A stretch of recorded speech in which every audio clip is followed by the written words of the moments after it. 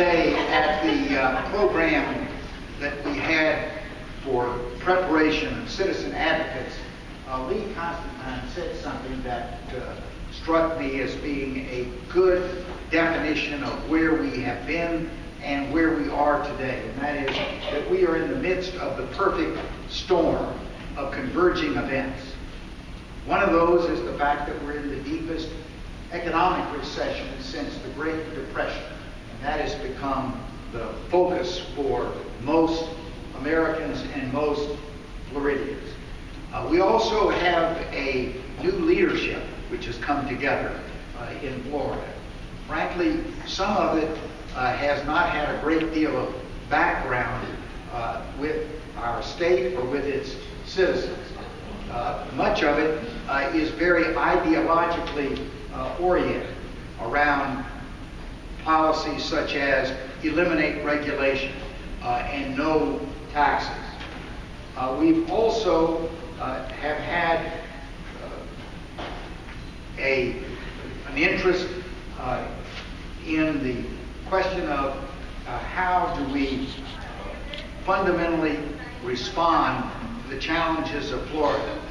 And one of those responses has been to eliminate much of what over the last 40 years has been the growth management and water policies of Florida. But the most fundamental assault that has occurred during this perfect storm has been an effort to redefine what Florida is. For a long time, Florida was seen as being a commodity. It was a thing that was of no unique or particular value. If you didn't like land where you saw it, you dug it up and created water. If you didn't like water where you saw it, you filled in. Maybe the best example of this is the Everglades. The man who started the effort to change the Everglades was named Hamilton Diston.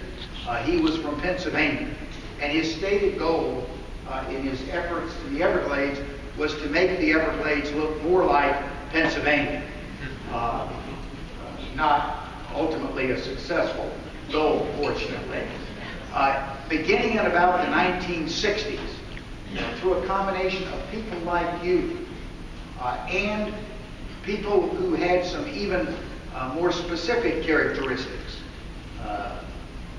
young age, a background that gave them the financial support to be able to devote to these causes, Republican Party members who came together, such as the co-founder of the Florida Conservation Coalition, Nat Reed, and they began to change the definition that Florida was a special place. It did have qualities that were found no place else in the world, and that it was in fact a treasure, and that as such we have a responsibility to both protect it and pass it on to future generations.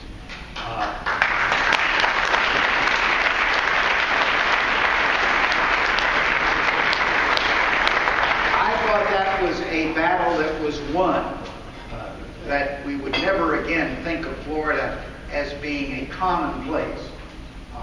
I'm afraid, friends, that is the battle that we are refighting as we share this 75th anniversary conference and dinner. The very definition of who our state is, what is its fundamental quality, has come under assault during this perfect storm. The question is, what is it going to take to reverse what has recently happened? The 2011 legislative session was the worst session for the environment in my lifetime. The water management districts were largely dismantled. Growth management was virtually eliminated. Florida Forever was barely funded, and the Everglades lost a state agency that had the capability to effectively carry out the partnership with the federal government. So the question is, what are we going to do about it? And who is going to take the lead? The answer is we're going to fight. We are not going to allow this state to be overwhelmed by people who largely don't know our state and have no sense of history about where we got, where we came from, and where we are going.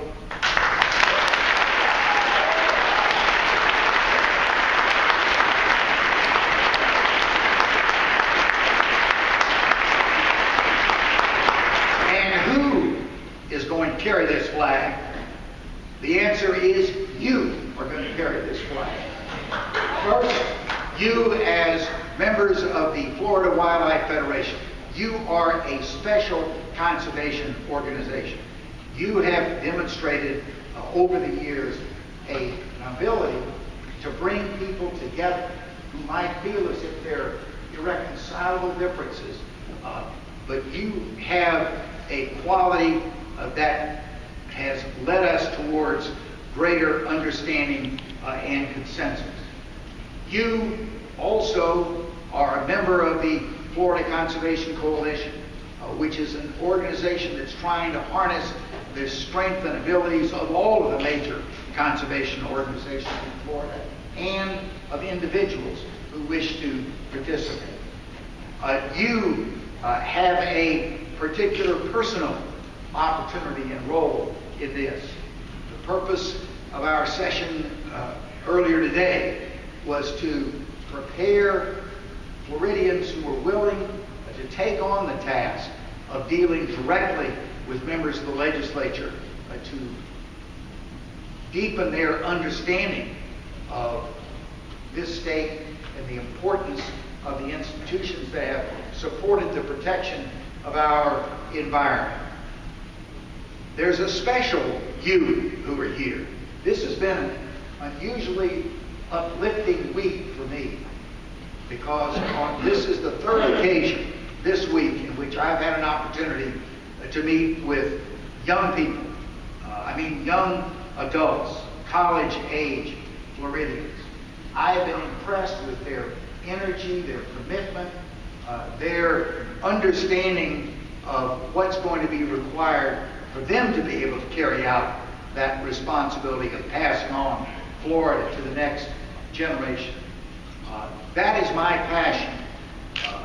Since I retired from the Senate, I have tried to devote myself to the issue of citizenship and preparing Floridians, particularly younger Floridians, to be able to be effective.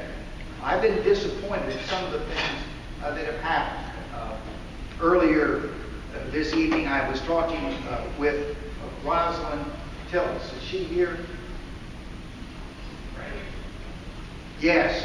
And about the wonderful program that you and your husband used to lead in environmental education, which reached out to younger Floridians and got them excited about the environment and excited about what they could do to help protect the future of our state. Sadly, that program no longer exists. But I think, Rosalind, that we can begin to engage in a renaissance of our focus on the Everglades, other critical areas of our state, and the role that young people can play. I might say that I am personally involved in this through an immodestly named organization called the Bob Graham Center for Public Service at the University of Florida. And one of our graduates was mentioned a few moments ago, and I'd like to recognize him again. Jeff Rudd. Jeff, here? Yeah. Jeff.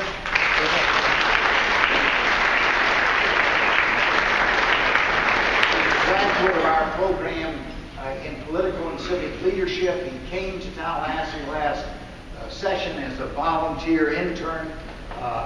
Fairly soon took over the organization and has continued now many months after his internship to be an active force. I think one of our challenges is going to be to see that this next generation is prepared, equipped, motivated to play the role that they must play in our efforts to protect this special place called Florida. You've met many challenges over the 75 years of this organization. I don't think there's been a time when your capabilities were more in need than they are today.